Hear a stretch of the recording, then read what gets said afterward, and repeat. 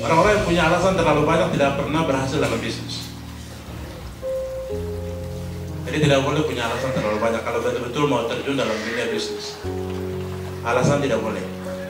Tidak ada uang tidak jadi masalah. Bupati tidak jawab proposal tidak jadi masalah. Dewan kasih janji tapi tidak kasih tidak masalah. Saya tahu saya siapa. Dan saya tahu saya ada di sini untuk apa. Yang tadi kita awal belajar itu yang penting. Manusia kelompok pertama ini, dia sebenarnya punya niat untuk buat bisnis, tapi punya alasan terlalu banyak. Punya alasan terlalu banyak. Tidak ada modal jadi, tidak dana desa belum cair jadi, dana desa itu kok nenek moyang kasih kah? Atau bupati belum jawab proposal jadi, atau Pak Dewan ada kasih janji, itu yang saya tunggu ini. Ini orang-orang ini punya alasan terlalu banyak. Saya minta maaf, saya sudah alami dalam dunia bisnis, orang-orang yang punya alasan terlalu banyak tidak pernah berhasil dalam bisnis. Yang kedua, kita orang Papua selalu bilang bahwa saya tidak ada modal, dan saya mau bilang modal itu sebenarnya apa kah? Modal itu apa? Hah? Dan awal, cuma harus lupa. Kalau kita bilang dan awal. Yang kita mengerti yang lain, modal itu apa? Modal itu uang. Tidak ada. Kalau tidak ada, untuk apa kita tunggu? Hidup saudara dan saya itu yang penting. Tuhan kasih kita mata, kepala, otak, tangan, kaki, semua lengkap. Uang tidak penting. Tapi uang akan penting saat-saat tertentu. Tapi Tuhan ciptakan kita punya gambar. Kita ini sudah gambarnya Tuhan yang luar biasa, itu yang modal. Itu adalah jati dirinya orang Papua yang tadi kita sudah belajar. Kita benar-benar dari sumbernya sendiri, itu sangat penting untuk memulai bisnis. Bisnis itu tidak terlalu sulit kalau kita sudah mengerti dua hal itu. Jadi manusia pertama, kelompok pertama itu orang-orang yang mau mulai bisnis tapi punya alasan terlalu banyak. Mau mulai tapi aduh, siapa anak dia minta uang sekolah, saya kasih dia jadi, atau anak-anak aduh saya putus cinta jadi uang ini saya bagaimana, itu tidak boleh. Hidup itu penting. Tidak ada uang tidak apa, tapi saya Tuhan kasih kesempatan untuk hidup dan saya akan berusaha. Tidak boleh punya alasan terlalu banyak. Dan saya sudah uji coba itu. Saya dulu kecewa. Saya kecewa karena saya punya uang sendiri, dia saya kira dia akan kasih uang untuk pergi lanjut sekolah. Tapi dia tidak kasih uang dan saya menyesal. Tapi ketika saya mengerti tentang hidup saya penting, saya memulai sendiri. Sekarang saya sudah punya uang cukup untuk saya lanjut sekolah dan tidak perlu dia harus kasih uang. Tuhan sudah memberkati hasil usaha itu. Jadi tidak ada alasan untuk tinggal, saya tidak ada modal, dan tidak usah, tidak boleh. Kalau betul-betul mau terjun dalam dunia bisnis, hidup penting dan mulai hari ini kita harus gali tangan. Saya ada bangun 1 triliun di sini. Dan teman-teman akan kaget kalau saya bilang 1 triliun.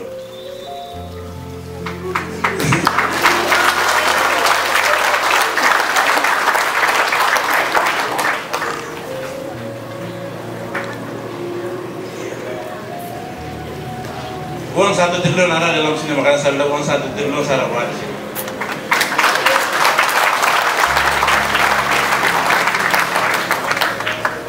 Saya mau kasih pilihan ke teman-teman. Kalau saya suruh teman-teman pilih yang mana? Bibit. Yang isinya kan yang ini? Bibit. Bibit. Yo bibit tuh yang mana? Oke, yang jawab bibit dulu. Kenapa pilih bibit ini?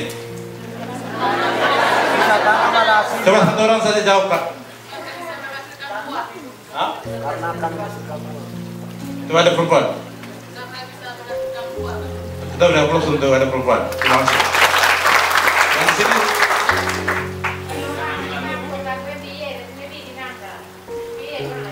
Siap, terima kasih. Kita beli close untuk mama. Yang di sini sama juga. Yang di sebelah kita akan tanam satu tapi akan menghasilkan banyak. Terima kasih banyak. Kita beli close untuk adik. Luar biasa. Yang di sini sama juga. Baik, terima kasih banyak. Saya rasa kalau sudah tahu ini saya tidak perlu lanjut pelajaran bisnis dan saya harus turun sekarang. Karena sudah tahu untuk apa kita lanjut bisnis. Uang 1 miliar ada di sini. Jadi supaya dia bisa berbuat kita harus buat apa ini? Kerja. Kerja apa lagi? Kerja sini. Oke, kalau begitu sudah keluar saya sudah mulai kerja sekarang. Dan saya rasa terima kasih banyak, terima kasih teman-teman semua. Pelajaran sudah awalnya sudah fondasinya sudah kuat, jadi hasilnya sudah memuaskan. Saya rasa ini kesimpulan dan saya harus turun sekarang. Jadi sudah tahu apa yang kita harus buat. Kita harus kerja, pasti capek. Resikonya terlalu banyak, butuh waktu. Tapi cara kerja Tuhan dengan cara begitu. Tuhan yang sediakan tanah dan Tuhan juga yang sediakan bibit. Tapi Tuhan mau kita harus ambil tanggung jawab. Kita harus babat rumput, gali tanah, tanam. Tapi Tuhan punya bagian untuk menentukan isinya. Kita tidak tahu isi berapa banyak yang akan ada dalam satu amor balai itu. Tapi Tuhan yang tentukan. Saat kita gali ada Tuhan terima kasih isi terlalu banyak. Setelah itu Tuhan kasih kembali ke kita. Kita kelola, kita masak, kita makan, kita dapat kekuatan. Kita kerja untuk Tuhan lagi. Cara kerja bisnis hanya simpel itu saja. Jadi untuk apa kita terlalu banyak waktu untuk belajar teori ekonomi? Saya punya bagian, saya buat, Tuhan punya bagian, Tuhan akan buat. Dan minta maaf, orang yang malas kerja, Tuhan tidak akan memberkati Anda. Ekonomi ini tidak akan turun seperti begini kalau kita tidak tanam. Jadi kalau tidak berusaha untuk tanam baru berdoa percuma, Tuhan tidak akan jawab. Orang yang bermalas kerja jangan berdoa, Tuhan tidak akan jawab doa Anda. Dan minta maaf, saya bukan pendeta tapi saya sudah alami.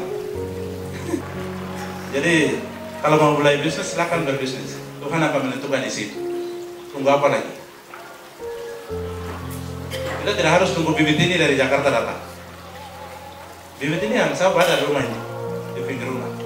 Tuhan sudah taruh bibit di setiap kita yang ada ini. Talenta potensi yang Tuhan taruh. Kita mendapat dari sumbernya sendiri, mungkin teman-teman sudah belajar. Itu yang saya bilang, untuk apa saya harus mulai cara teori terlalu banyak kalau sudah tahu ini. Dan kita punya bagian tidak buat, minta maaf, Anda jangan berdoa karena Tuhan tidak akan berkati Anda. Orang pemalas Tuhan tidak pernah berkati, itu jelas. Jadi kita jangan lihat tidak orang-orang pendatangnya, karena Allah Akbar terlalu banyak ini.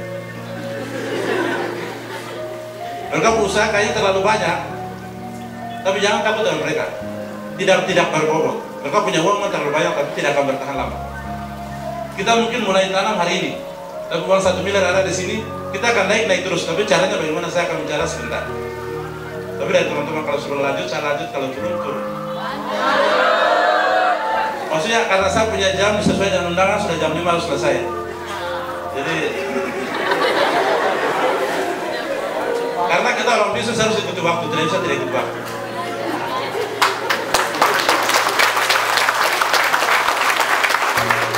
Kalau saya lama-lama di sini saya punya istri bisa pukul saya juga.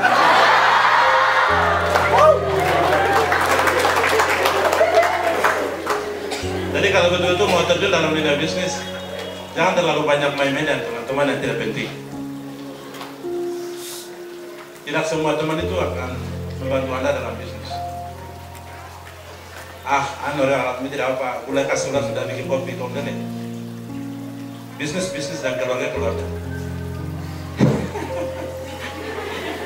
Kayaknya ini terlalu jauh dengan kita orang Papua, tapi mau dan tidak mau harus buat itu.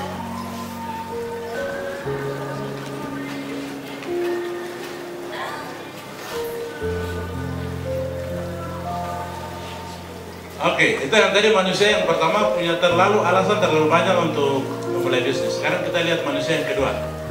Kelompok manusia yang kedua ini sebenarnya dia sudah mulai usaha tapi dia macet. Dan saya bilang di sini usaha musiman atau usaha mati-mati ayam. Orang-orang yang biasa mati-mati ayam ada di sini. Tiba-tiba macet, tiba-tiba juga sehat, tiba-tiba juga jalan, tiba-tiba juga ini. Dan dia butuh waktu untuk kasih obat. Sama persis dengan usaha. Nah, ini teman-teman bisa baca sendiri, ada di atas ini. Kadang om datang ke rumah, ada om hari itu bagaimana? Kita sering sudah buat transportasi. Minta maaf, kita bilang kita punya kasih terlalu banyak, tapi kasih di tempat yang salah. Kalau dalam dunia bisnis, keluarga tapi bisnis. Kalau mau bantu orang, Jangan kasih uang dari modal usaha. Bahaya. Teman-teman bisa baca sendiri, saya tidak akan baca satu persatu. Yang lebih bahaya lagi, kita orang Papua ini lebih senang sekali kita masuk di politik. Karena kita lebih banyak cari upgain, jadi kita tidak mau sapu-sapu di halaman sini. Kita maunya orang harus bicara di depan sana terus. Makanya kalau bapak-bapak, mama-mama yang punya usaha, orang politik yang datang mau pinjam uang, jangan kasih dia uang. Bahaya. Kita bisa usaha itu semacam. Dan mereka ini berpikir bahwa hidup itu seperti roda yang berputar. Kadang naik, kadang turun. Sekarang saya baik, tapi besok saya akan turun lagi, jadi bisa teman itu bisa bantu saya, jadi bisa saya kasih dia dulu kaya, modal begitu tidak bisa. Kalau betul-betul mau terjun dalam dunia bisnis dan keluarga. Sekarang manusia yang ketiga. Manusia yang ketiga ini yang usahanya sudah jalan baik dan bertahan dan terus maju. Ini sama seperti teman-teman orang-orang pendatan ini. Mereka ini yang biasanya disebut dengan entrepreneurship, orang-orang yang itu wirausaha. Terus saya tidak akan bicara terlalu banyak teori, tapi kita terjebak di dalam mereka punya rumus ini yang saya akan bicara di sini. Jadi entrepreneurship adalah orang-orang yang mampu mengelola masalah atau kelemahan menjadi peluang. Jadi kita punya kelemahan yang menjadikan orang pendatang punya peluang dan kita bisa kasih habis uang. Yang kita punya uang mereka bisa ambil semua itu. Ada beberapa hal yang saya sudah tulis di sini dan saya sudah alami. Saat kita orang Papua kalau beli, dia ibu atau bapak yang ada dalam kios dia bilang, bos, ada bos bagaimana bos? Bos bagaimana? Ini uang dari dompet keluar saudara-saudara kita tidak pernah rasa. Nah, model begini orang-orang ini tidak cocok untuk jadi usaha. Kadang kita punya uang sedikit tapi mau ingin beli banyak. Punya uang sedikit tapi mau ingin beli banyak. Ini sama saya seperti orang yang pemalas kerja tapi mau ingin makan banyak. Orang pemalas sebenarnya tidak boleh kasih makan menurut firman Tuhan. Itu loh Pak.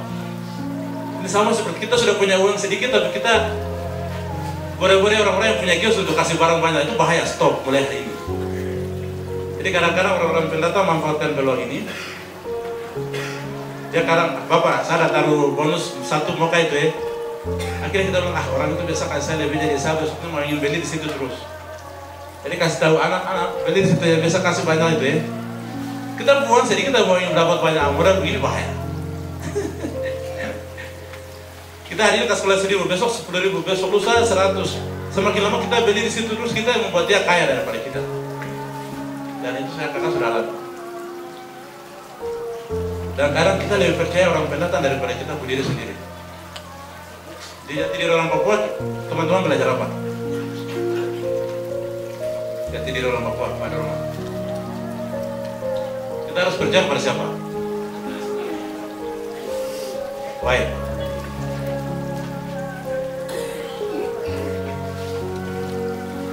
Kita kadang lebih percaya orang pendatang daripada kita berdiri sendiri. Bahaya sekali. Makanya kadang-kadang kita kepala desa ini setelah ambil dana desa, dia bisa tipu sama orang pendatang. Ini ada orang mulu kepala desa, satu dia ada buat sama saya gitu. Dia taruh uang 30 juta sama saya, kios. Saya bilang, bapak mau ambil 30 juta kapan? Dia bilang bulan depan. Oke. Saya manfaatkan uang 30 juta itu, saya belanja barang kios, saya kasih masuk, dan uang 30 juta itu kembali dalam 1 minggu juga. Berarti uang 30 juta saya sudah taruh, dalam berapa bulan itu saya sudah bikin yang lain lagi. Orang pendatang sebenarnya sekarang ini mereka ada bikin begitu. Jadi kepala-kepala desa yang masuk ke sini tolong jangan diterbang sama orang pendatang. Kalau ada yang masuk, tapi mungkin pemuda-pemuda ini ada yang mau jadi rencana untuk kepala desa, tolong jangan pernah diterbang sama orang pendatang.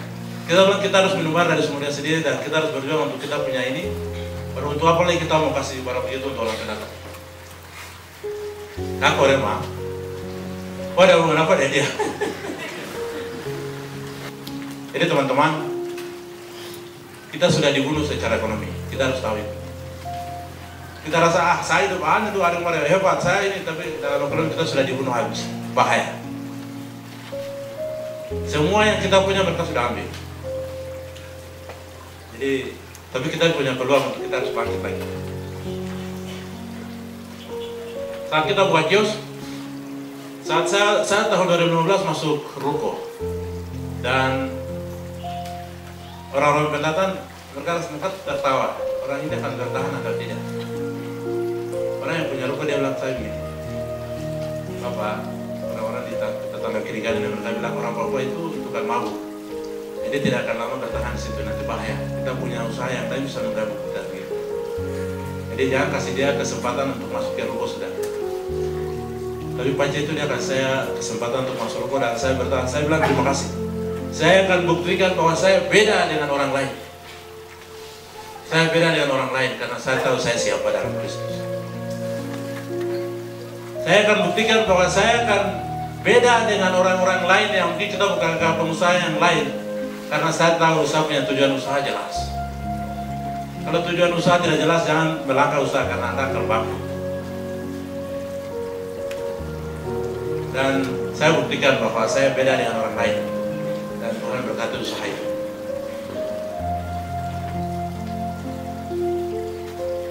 Saya akan lanjut lagi. Ini mungkin terlalu banyak. Tapi yang sekarang saya mau tekankan di sini adalah yang keempat ini. Kita harus membangun bisnis dengan pikiran Allah. Sekarang bagaimana caranya kita bisa membangun bisnis dengan pikiran Allah? Yang pertama, Yesus adalah kita punya modal awal. Tadi kita bilang uang itu yang modal awal. Tapi saya bilang hidup Anda itu yang penting karena Yesus ada dalam hidup Anda.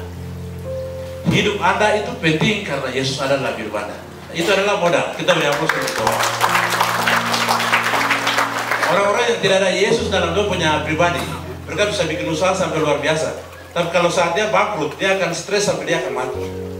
Tapi kalau kita ada Yesus dan kita berjuang, kita akan berusaha, tapi kita akan naik terus. Dan saat kita bangkrut, kita bilang Tuhan terima kasih karena ini adalah rencana-Mu. Dan kita akan bangkit lagi. Jadi kita yang orang-orang yang hadir dalam ini adalah orang-orang luar biasa. Kita akan jadi orang-orang pebisnis yang luar biasa kalau ada Yesus dalam kita. Karena itu adalah modal. Dan kita tidak akan stres kalau terjadi apa-apa.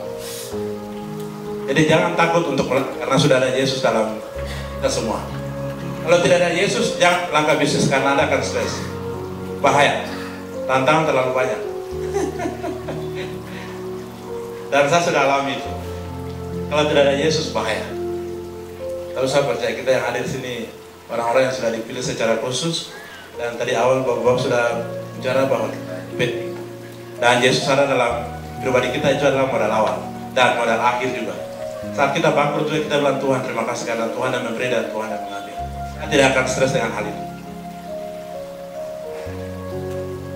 Jadi luar biasa.